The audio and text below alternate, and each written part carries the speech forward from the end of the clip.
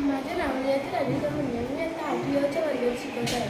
माझ्या विषयाचे नाव आहे अंधश्रद्धा निर्मूलन. अंधश्रद्धा या शब्दाचा मराठीमध्ये अर्थ कोणत्याही गोष्टीचा आंधळेपणाने विश्वास ठेवणे असा होतो.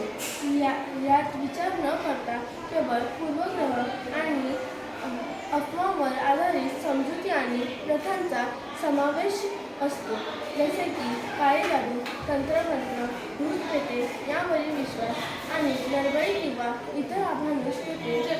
अंधश्रद्धा म्हणजे अशी श्रद्धा जी कोणत्याही पूर्वग्रहांवर किंवा तर्कशक्तीवर स्वीकारली जाते आणि प्रश्न विचारण्यास नकार देते. उदाहरणार्थ, काळी जादू, भूतपिशाचांवरती विश्वास किंवा एखाद्या गोष्टीला अशुभ मानून केलेले उपाय यांसारख्या गोष्टींचा असलेल्या अंधश्रद्धेत होतो. याविरुद्ध यांच्यातल्या निर्मूलन समिती संस्था अंधश्रद्धा निर्मूलनासाठी काम करतात. धन्यवाद.